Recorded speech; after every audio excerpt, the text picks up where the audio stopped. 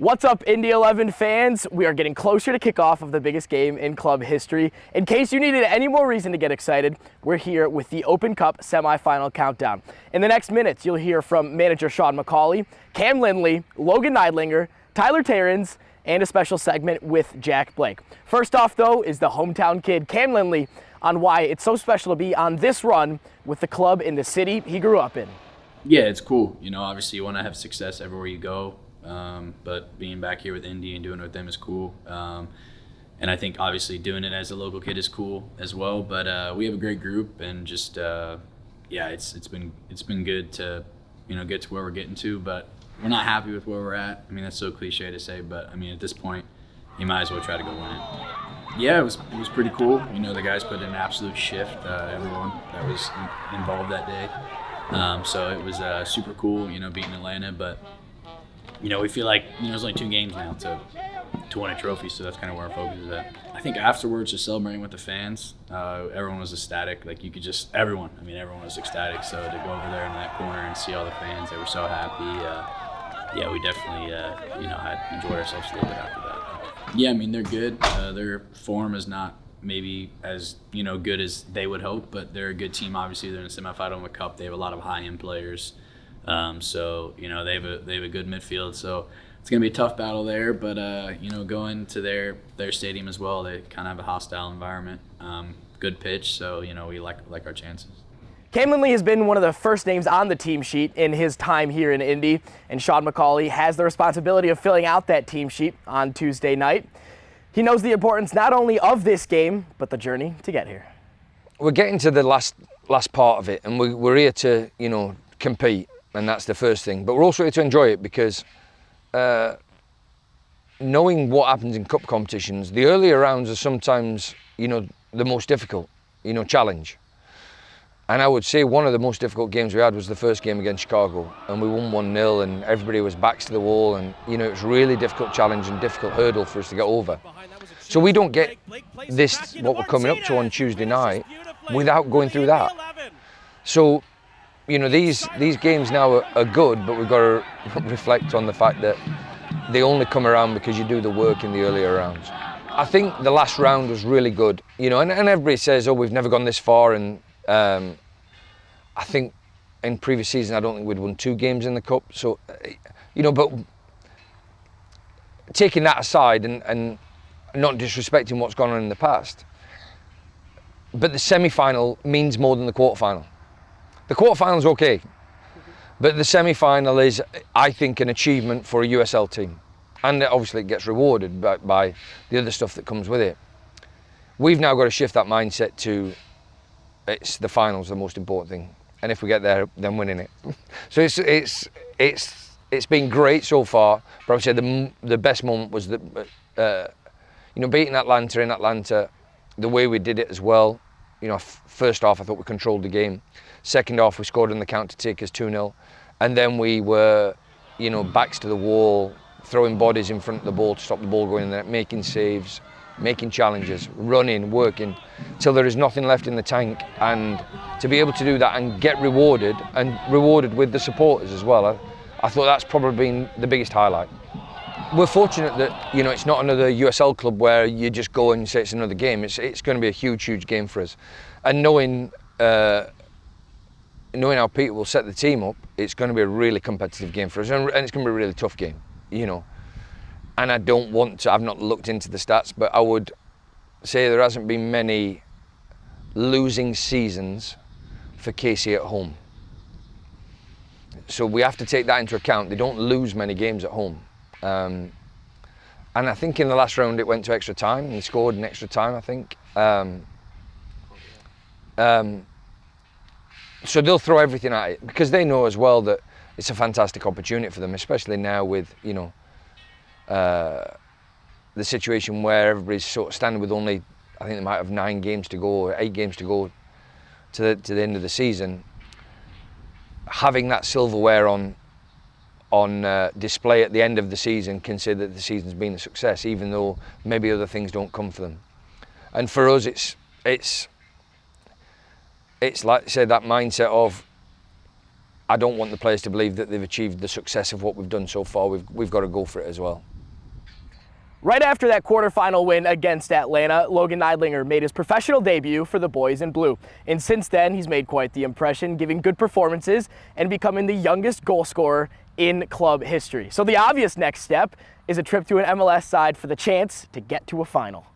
You know, I'm just trying to focus my attention on each day in training and then each game. So if it comes to Kansas City, where I start or get in, I just want to do the best that I can to help the team move on. So yeah, I mean, obviously the big focus is on the Kansas City game, but you know, just trying to take it day by day. Yeah, no, it's been crazy. Training with the first team has been so good for me, and I think I've developed at such a high rate, and all the sacrifices and hard work is starting to pay off in my recent performances. You know, I think I'm very versatile. I can play a lot of positions, pretty good technically, good athletically. You know, I'm not exceptionally good at any of those things, but I'm good enough to hang with these guys. So I think my versatility is definitely one of the biggest parts of my game. I feel like I can play a lot of positions and do well at them. Jack Blake has made his way back from an injury that kept him out of our last Open Cup game. And in case you didn't know, Jack also hosts a podcast with us called In the Loop. It dives into off-the-field topics, the mental side of the game, and yields a lot of interesting stories. Here's a sneak peek at the latest episode as he brought in teammates Callum Chapman-Page, Macca King, and Lawrence Wooten. So obviously the Open Cup is the oldest competition in American soccer. How many years? 100 years. Wow. Yeah. You know your facts. I do, mate. Yeah, I've been my research. The stage we're at right now, obviously we've broken history with the Indy 11, and has a USL team made the final? Sacramento did, right? They made the final, but that year someone else won. Or do you know what? They didn't have the league. Has the USL team ever won it? No. So what, you were showing me something earlier about the... Yes, we sent it in a group, didn't we? If LAFC win their league Super Cup, right?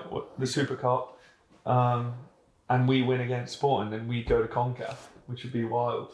I was saying to Macca today, like, do you think they would get in loads of new players if we made CONCACAF? the roster deeper. But that would be wild, wouldn't it? Imagine all the teams go playing on the turf. But my point is... We still won't get a bonus. Macca did this as well, he was like, well, if you're MLS, like, are you saying something to LAFC, like... Don't win, you know. You want a USL team to. You know, it's bad publicity for the. It'd be MLS, horrific. like, you know. It's terrible publicity, yeah. To being in the, you mean us being in the CONCACAF? Yeah, it's not good for the MLS. They lose a spot. They would lose A a spot. USL team. So would we, if we were in that, we would be travelling to Mexico and then coming back to play Tulsa. Detroit, yeah. What's wrong with them two teams? They say the same about Indy, probably. But yeah, that's pretty cool to be fair. Yeah.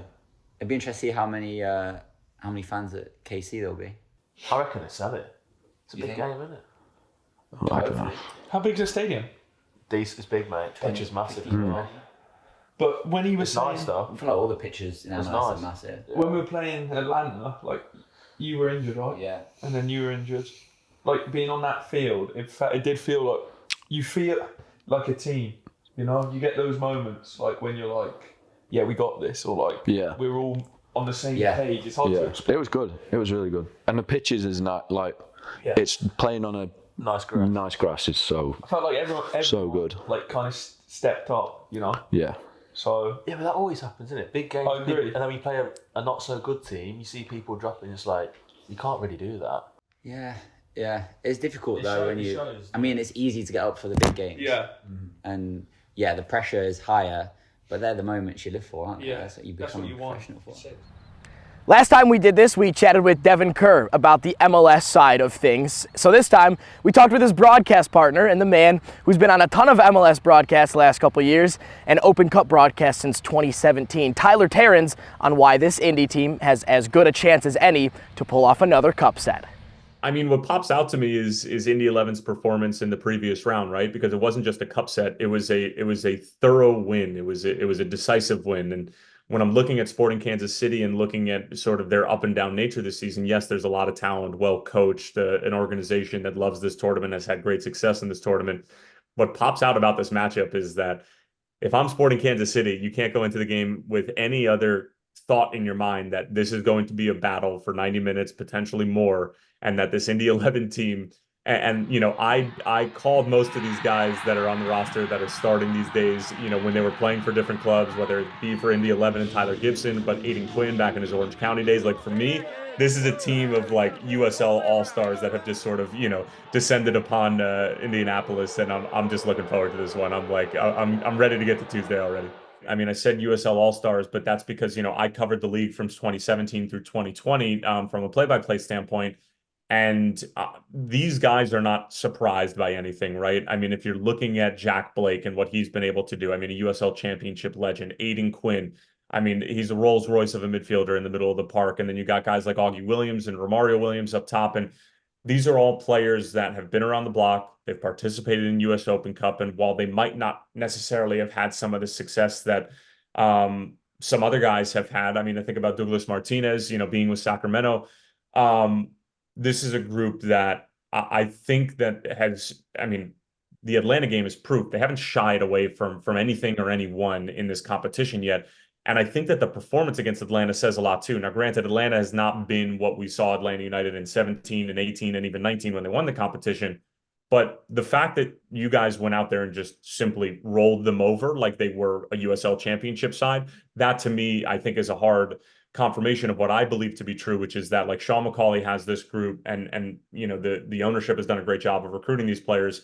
This is such a veteran squad that this moment is not going to scare any of them. And this is just simply another MLS opponent that they're going to want to play off the pitch. Okay, now you're all set to watch your boys in blue try to make some more Open Cup history. If you're already here in Kansas City or making your way here, we can't wait to hear you singing for 90 minutes. If you're back home or watching around the country and around the world, we feel your energy, we feel your passion, and we'll try to bring it straight to the pitch. 8 p.m. Eastern against Sporting KC. Come on, you boys in blue.